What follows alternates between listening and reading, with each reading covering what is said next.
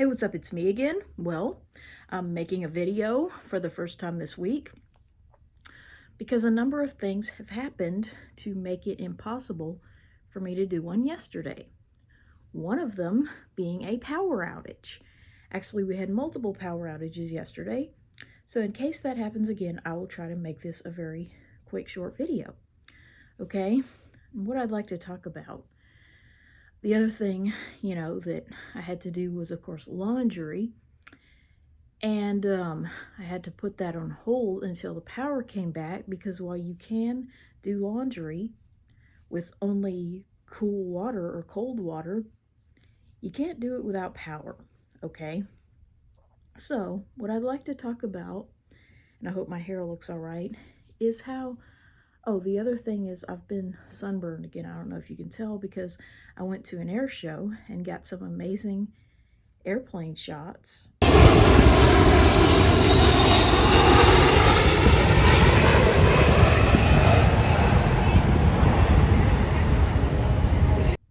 So while it's not really my thing, it's something that my dad really likes. Not going to tell you where the air show was because then you would know where I live. So anyway, what I'd like to talk about today is I think I want to title this video White Socks and Velcro Shoes. Now I know that's an odd title for a video, but you'll see how they tie in together, okay? First thing I'd like to talk about is how the first time the power went out, I was in the middle of making a little black dress for this doll. See, this is a fairy doll, and she was originally naked or wearing a bra and panties, pink panties and a bra, which could have also been a bathing suit. Okay, and she came with a group of dolls that I probably shouldn't have bought, but I felt sorry for her, and I thought I could make her a little black dress. And I was correct. And it's amazing how, my old black panties that I've had for at least 10 years were finally coming apart. And while I'm not going to show you the actual panties, you can see that that was a waistband, and that was basically the main part of the panties. So it made a cute little black dress. And it's just amazing how the simplest of scrap material can become beautiful or cute doll clothes. Okay, so, there's my little fairy doll.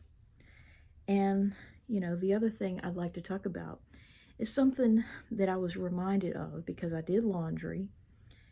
And, I'd like to talk about the frustration that I have with white socks and how I'm just so glad, that I'm able to appreciate my femininity in a way. You learn so much about yourself that you may not have known when you live with the opposite sex, okay? And by that I mean the opposite biological sex. And, I never appreciated my femininity very much, when I lived with my mom and my sisters, and then, of course, my dad up until he left, because I guess I was rebelling against my mom, so to speak, and what she wanted me to become. Every daughter hates how her mom wants her to become a miniature version of herself to an extent. And, in my case, I sort of rebelled against the femininity aspect of it, while my sister rebelled against the decency aspect of it. We kind of went two separate ways. And, of course, I also hated the fact that we were two girls with no brother to protect us. And then when my dad left, we basically had no man in our house. And I was the tallest and the oldest of the kids, so, I'm taller than my mom, so I was the tallest person in the house. And I just felt like I could fulfill that role better than she could in some ways. And of course, I'd already wanted that, long before he left. So I really never appreciated my femininity because I felt redundant, so to speak. I felt like my sister was the favorite daughter, because she had her long flowing hair and all the guys liked her. I don't really understand it. But she seemed to be more comfortable expressing herself in that way. And, my mom, of course, was the mom. You know, she took care of things around the house, and she didn't really let me cook and, you know, do a lot of the things that she did as a mom. But I felt very redundant. Like, I felt like I wasn't really needed to an extent. You know, I was the least favorite of the two daughters. And, you know, everyone noticed my sister and not me. And I wasn't really comfortable around guys anyway. I didn't like them. And of course, there was mom. You know, she did all the cooking, all the cleaning, and all the women's work, so to speak, and didn't really ask us to help her. So basically, that's kind of how I felt about myself and my femininity. And of course, I never wanted to have a baby, okay? And that's the main purpose of being a female whatsoever. So, I came to live with my dad. And, you know, like I said, I mean, you just learn so much about yourself when you live with one or more members of the opposite sex, you know, the one that you wish you could become. And living with him, I began to re-embrace my femininity in a different way. You know, it's kind of strange how I feel like mom around dad and dad around mom in a bizarre way. You know, my mom hates the things about me that remind her of my dad, and my dad hates the things about me that remind him of our mom. So, when I came to live with him, I began to re-embrace my femininity in the way that I'm different from my father. See, I saw myself as masculine because I was different from my mother and my sister. But then I hang around him and realize that I'm not like him either. Okay? And so I began to feel more feminine, so to speak. Like I didn't have to become the man of the house so that there could be one. You know, and when I'm around him, I actually perform a lot of those, you know, womanly duties of, you know, just cleaning things and actually giving a crap about anything. You know, just making sure that this place just doesn't look like a junkyard or a place that ought to be condemned or like we need to be evicted from this apartment. It's so bad.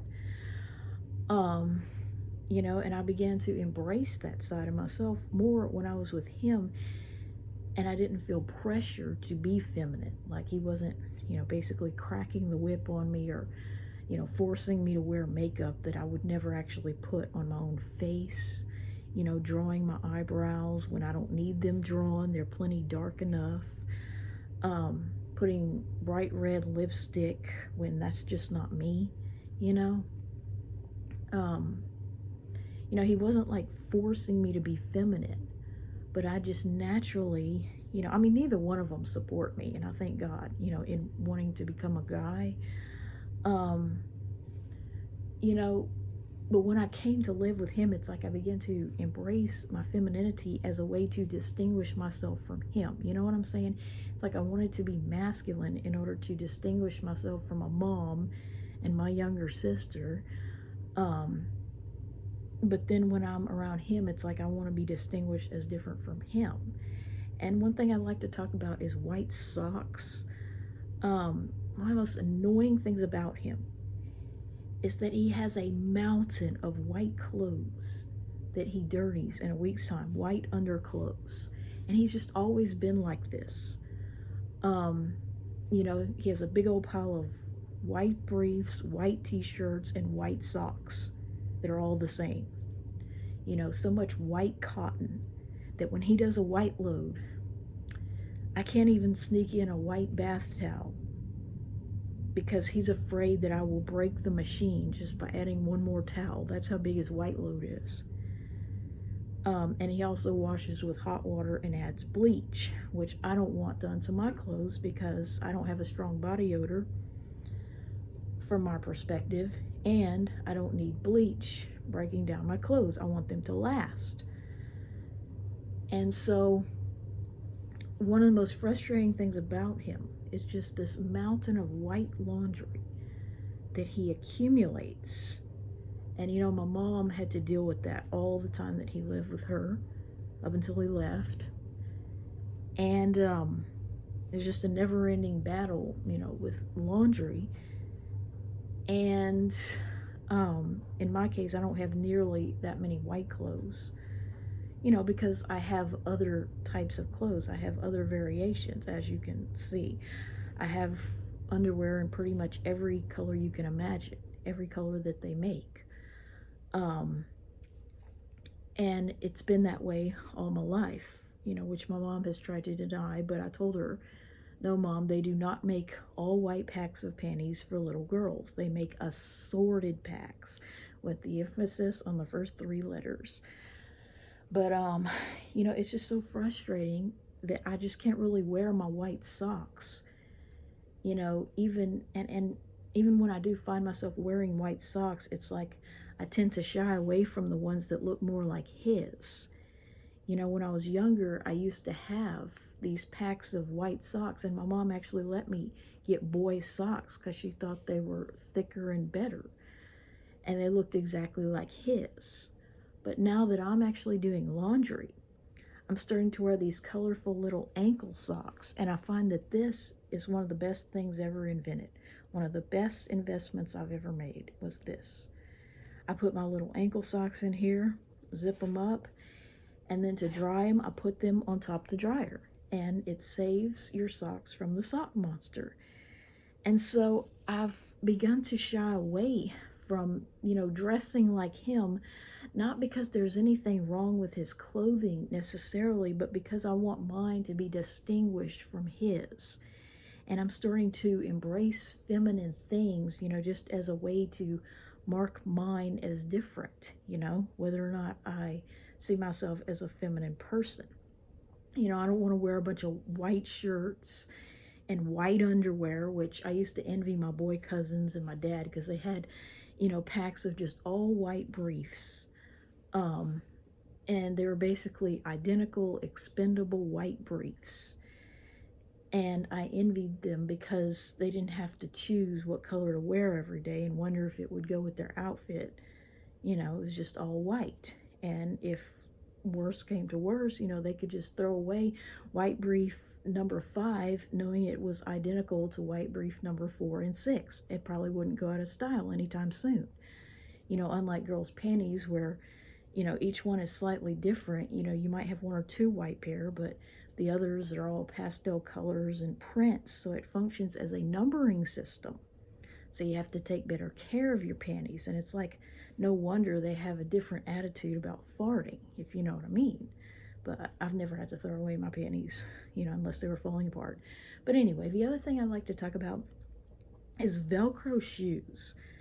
Now, I don't often read the Twitter accounts of these F to M people, and really the only reason I keep up with them is to just kind of see how they look, see what testosterone does long term, because I feel like they don't publicize that enough. It's like they get to a stopping point and, they'll take one last picture of themselves, and then when they're 5, 10, 15, 20 years on T, it's like they'll have a blank profile on Facebook that they haven't logged into in 5 years or more, and their Instagram is private, and it's like you can't find anything out about them. You don't really know what they look like at the moment because it's almost like they don't want you to know. They had all this advice to give in the early days, but then they get to a stopping point. It's like they don't want the world to see how much hair they've lost, which would be the deal breaker for me. But the other thing I'd like to talk about is Velcro shoes. And I read a very disturbing comment, by an F to M on Twitter. And they were like talking about, things that your mom told you to make you feel better about being a girl. And the stupidest comment was someone said, my mom told me boys have Velcro shoes because they're too stupid to tie them. And it's like, what? Only boys have Velcro shoes? Well, first of all, that is incorrect. Because I definitely had Velcro shoes. I mean, my mom, would buy us Velcro shoes until they pretty much stopped having many of them in our size.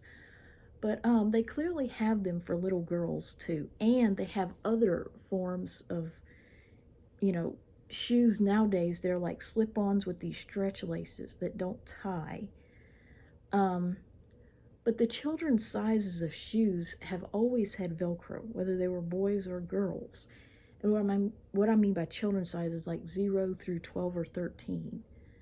And then as you get into the youth sizes, which are the lower end of the adult scale, size 1 through 4 or 5, they still have some Velcro options, but it really tapers off to the point where in the adult sizes you might have 1 or 2 Velcro styles. But they definitely have them for, boys or girls, men or women. And I definitely had them, unfortunately. But now you may not have as wide of a selection because, women would wear slip-ons instead because we just care more about what we look like.